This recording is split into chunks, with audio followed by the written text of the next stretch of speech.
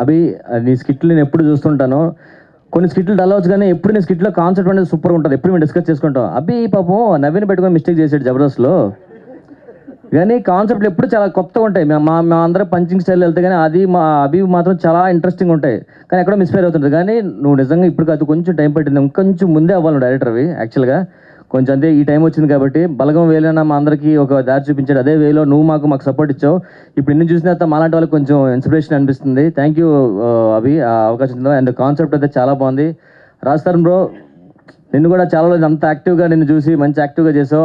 RR వస్తున్నాడు, వచ్చినాడు చిరంజీవి అన్నాడు ఒక స్టైల్లో నడుస్తుంటే రాజస్థాన్ మళ్ళీ కంబ్యాక్లో అనిపించింది నాకు. అండ్ అందరూ బాగా చేశారు. ఇప్పుడు నేను చెప్తున్నాను, నీ మీటర్ అభి, నీ పైన నీ మీటర్ కనిపిస్తుంది. సినిమా సూపర్ హిట్ అంతే. థ్యాంక్ యూ అండి. ఈరోజు నిజంగా నాకు కూడా ఒక మంచి సినిమా చూసిన ఫీలింగ్ వచ్చింది.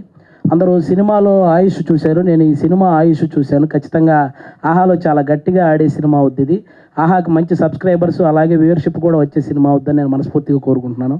ఇంకా ఇప్పుడు ప్రజెంట్ ఈ సినిమా ఇండస్ట్రీలో నాకు వస్తున్న అవకాశాలకు కానీ, నేను చేస్తున్న సినిమాలకు కానీ, నేను వెనకేస్తున్న రూపాయలకు కానీ, అలాగే నాకు ఇస్తున్న కాంప్లిమెంట్స్కి కానీ అన్నిటికీ మూల కారణం అభి అన్నయ్య. నేను అది ఎక్కడున్నా చెప్తాను. అభి అన్న లేకపోతే ఈరోజు అసలు నేను ఇండస్ట్రీలో అంటే ఇంత ముందుకైతే వచ్చేవాడిని కాదు, అసలు ఇండస్ట్రీకి కూడా వచ్చేవాడిని కాదేమో అభి అన్న అనేవాళ్ళు లేకపోతే. కాబట్టి అలాంటి అభి అన్న ఏం చేసినా మంచి జరగాలని మనస్ఫూర్తిగా కోరుకుంటాను. అందులో భాగంగానే ఈరోజు ఈ సినిమా అసలు ఇంత మంచి కాన్సెప్ట్ అభి అన్నకు ఆ థాట్ వచ్చినందుకే మనం హెడ్స్ ఆఫ్ చెప్పాలి. యాక్చువల్గా ఎవరు చూసినా సరే మెచ్చుకునే కాన్సెప్ట్ అది.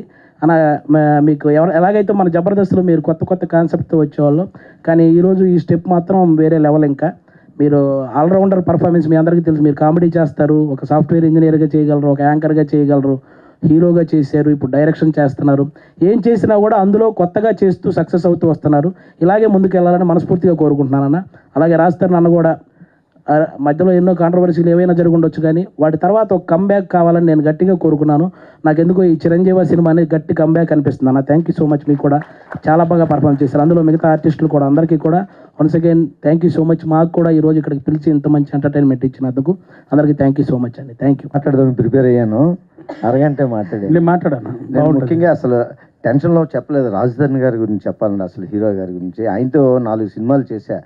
ఎక్కువ ఆయన చాలా లవర్ బాయ్ ఇమేజ్, చిన్నపిల్లలకు బాగా ఇష్టమైన హీరోలు ఉంటారు క్యూట్గా, కానీ అలా తెలియకుండా మెల్లిమెల్లి యాక్షన్ హీరోలా మారుతున్నారు. ఇది ఒక సినిమా దానికి నాంది అయితే ఇందులో బ్రహ్మాండంగా.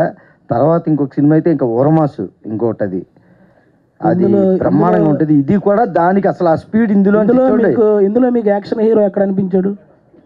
మొత్తం యాక్షన్ కింద నేను చించేస్తుంటే ఆయన నడక, మ్యూజిక్, అందులో ఆర్ఆర్ ఒకటి ఇరగ్గొట్టేశారండి సినిమా. మ్యూజిక్ నిజంగా చాలా బాగుంది. ఎక్కడికక్కడ ఏమనుకోకుండా ఆయన ఆయుష్ చూడవా ఒకసారి, తగ్గిపోతే మంచిది అనిపిస్తుంది. కొమ్మ తీసి సారీ చెప్పారు, పాపిచ్చారా నాకు అసలు డోకా లేదు, అంతే. సారీ బయట చెప్పిండి అందరికి, అనవసరంగా మైకి ఇచ్చాను అనుకుంటున్నారా? థ్యాంక్స్ అండి, థ్యాంక్ యూ వెరీ మచ్.